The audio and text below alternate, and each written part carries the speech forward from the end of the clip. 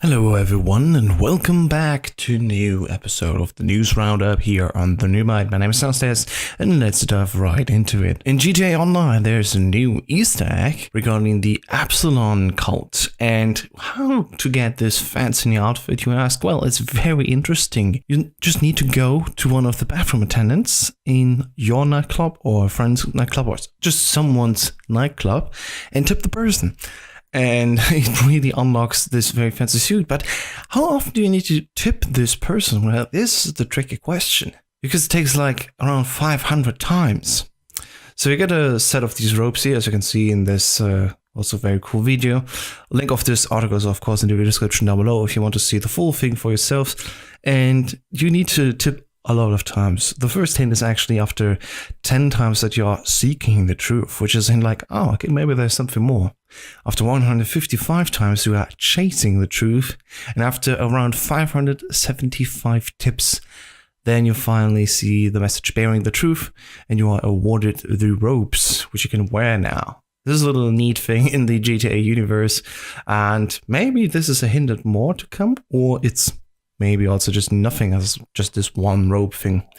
There were other hints hinted at in this universe where you can do a mission, and even one of the main characters can also join the cult for a few days. So it's very interesting to see where this comes from and how this continues on. And definitely, if you're one of the, I don't know how many people are actually playing GTA Online right now, but if you're one of the people that plays it, this is the way to go. Next up, we have Razer finally debuting the keyboard and mouse that is designed for the Xbox One. Because as we know right now, the console, Xbox One, has now officially supported PC-styled mouse and keyboard gameplay.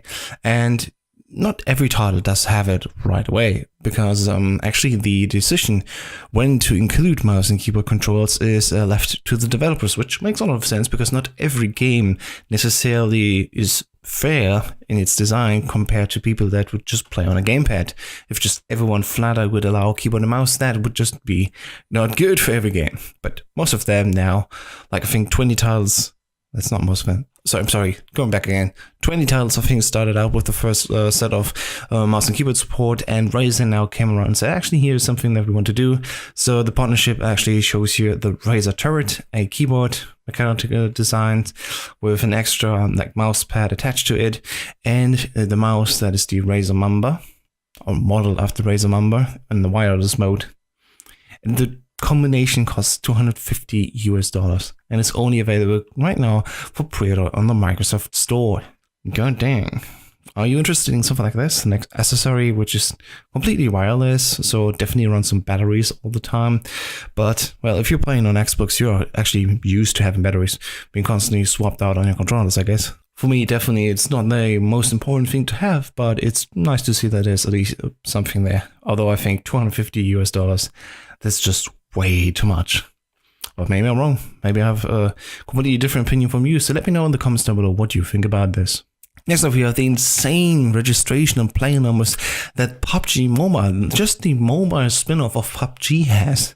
You can see here, PUBG Mobile reaches 200 million registered users. And comparing that to Fortnite, Fortnite had only 200 million on the milestone across all platforms in November.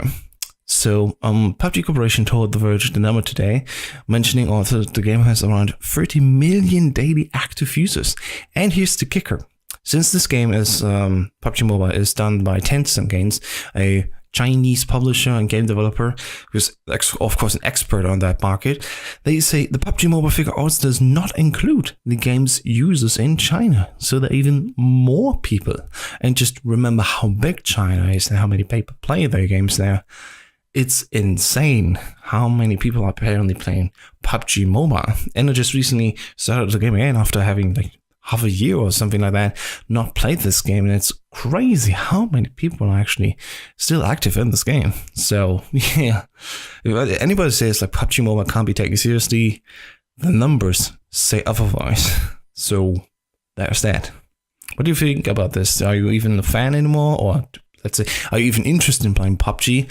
Because we're going to go to another Battle Royale game in this news segment later as well. And it's very interesting to see where people are currently gravitating towards and where people are. But yeah, compared to Fortnite, which is a completely different audience, I guess, PUBG Mobile also is doing really well. And let's continue on with more numbers, because Nintendo is just doing the biggest numbers of them all, apparently. Super Smash Bros. Ultimate Switch is just 3 million sales in the US alone, and the Nintendo Switch is also the fastest selling console in the US in this generation. Smash Bros. Ultimate has sold 3 million units in 11 days in the US alone, and more than 8.7 million Nintendo Switch consoles have been sold between the release of March 2017 until November 2018, which is 1.5 years around. And wow, congratulations, Nintendo. After the flop that was the Wii U, which is its own console, I've been asked that before, Nintendo Switch is now really successful again. And that really is a good thing, because I own a Nintendo Switch and I want to see more games coming, of course, to this portable console as well. And yeah, the more people play there, the more the publishers, of course, are interested in bringing the games on the console. And this is very good news. Also, a few more things. The Legend of Zelda Breath of the Wild has sold over 4 million copies in the US. Mario Kart 8 has sold over 5 million units. Super Mario Odyssey has on its 4.7 million units.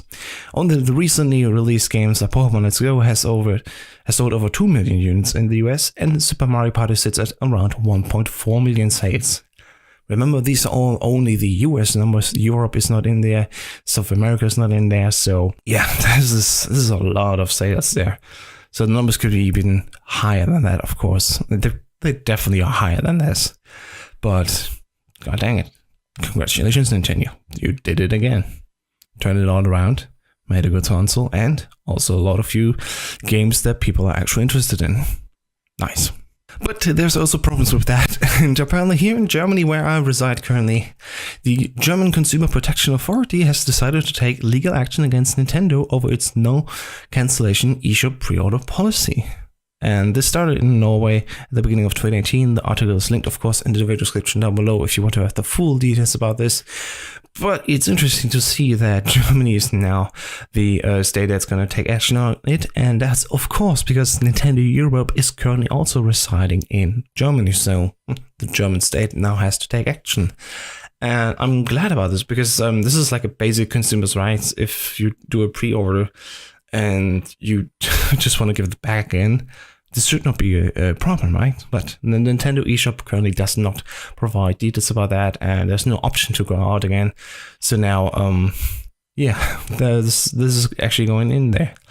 Nintendo, of course, also using their lawyers to say, doesn't have to allow cancellation if the performance has begun with the consumer's prior expressed consent and with the acknowledgement that he will lose his right of withdrawal once the contract has been fully performed by the trader. Which is like saying, hey, it's his own fault that he actually did the trade before actually getting the game. Okay. The Norwegian Consumer Council originally argued, the company plainly states that all purchases are final. According to the right of withdrawal laid down in the Consumer Rights Directive, such terms are illegal. Until the game can be downloaded and launched, the seller cannot prohibit the consumer from cancelling the pre-order. So it's two different things here, actually. Nintendo says, yeah, once we deliver the game, we did our part, and until then, there's no reason to not cancel pre-ordership. But there's actually Norwegian coming in and saying, like, no, actually, this is exactly the point where there should be allowed the cancellation. So now we have to just sit down and wait and see if there's even going to be a decision in 2019. That's unknown for now, but definitely this is worth following up. And following up as well is now the quick news. We start out with the development updates for Minecraft for the Xbox 360, PlayStation 3, Vita, and Nintendo Wii U. And they're all, well, stopping by now. And this is the 4J Studios tweet here regarding this. The development consoles that have been used for a while here, which you can actually see here. This is, I think, the Wii U's. It's crazy looking right now, the development consoles. The other ones are just regular consoles, but this is really interesting. So, yeah, they were doing the updates for the console versions for these 4 systems. And yeah, this has now been stumped. Of course, there's so many more platforms right now where you can play Minecraft, so I don't think it will be that much of a miss. Then we have Deku from My Hero Academia. I'm very sorry, I just stopped for a second. He's coming out to Jump Force for, I think, January of next year, published by Bandai Namco US.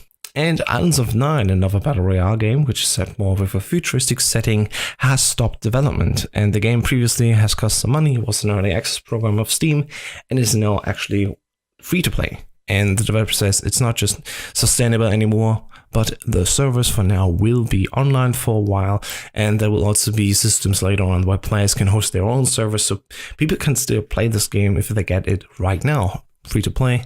People who bought it before, I think a certain date in November, I have to look it up again, I'm very sorry, are eligible for a refund, and everyone else, if you made your purchase before November 29th, you can get a refund. Everyone else can now get the game for free and play for free on Steam. Last but not least, we have Hitman's 2 free Christmas level, actually doing insanely well. It's currently attracting over 350k concurrent players at a peak, and that's just really good for the game, I hope, because Hitman 2, while it's probably not the most innovative title in the line, basically just continuing what we've already had with Hitman 1, but this time not with an episodic release, but just the whole game at once.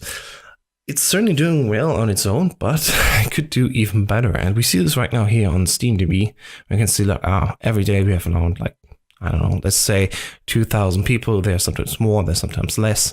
But regarding the free-to-play level, the Christmas level that came out now, player numbers have skyrocketed. Just look at this. Within a few days, they were once at a peak of around, what's this? Yeah, 283,000 players, and then the day after, actually, almost 360,000. I'd actually hit that, I think, even. So this is insane. Now, of course, it drops down again. People are not that inclined, of course, to continue playing it, and not everyone will convert this experience into actually buying the full game. But necessarily, you can see, if you do like a little bite of it and give it out for the people for free, there's definitely lots of people interested in the game. As you can see right now here in the full player number cycle, from the around 14,000 players maybe, it went on quite a lot within the last few months. And then boom, it shot up again. And this is where I still say, hey, Hitman 1 was probably not the best thing to release in episodic ways. The original plan was like 2 parts actually only, which would help to give the games 2 boosts at least, I think, with players jumping in and saying, okay, there's new things again, let's play it again, more of it. But the single episodes that we had, so every mission just being its own episode, was not that successful. As we can see, Square Enix has pushed IO Interactive off, but luckily IO Interactive, the developers behind the Hitman 1 and now Hitman 2 game, like the second gen of it, basically, they got the rights and now are published by Warner Bros. Interactive. So it's good to see that this game still lives on. And that's almost it for us. Thank you so much for watching, guys. If you like this video, please give it a like and let me know in the comments down below what you think about it. One last good thing that I just want to leave you with is Halo Infinite's engine, which is still developed by 343 Industries, is treating the PC platform as a full first-class citizen, and basically it just comes down to be completely revamped and renewed game engine on which Halo Infinite will run. There's currently still no noticeable point where we know when the game could come out even, so it could be 2019, could be even later, but definitely it will be coming to PC, as we know right away from E3. And it will actually be very respectably standing next to Xbox as a platform, which is good for me because I like to play Halo, of course, on the Xbox console, but I also like my PC, and I like where this console can take the PC player experience. So it's definitely interesting to hear good news about this, and that's that. Thank you so much for watching, guys, and I hope I see you soon again. Bye-bye.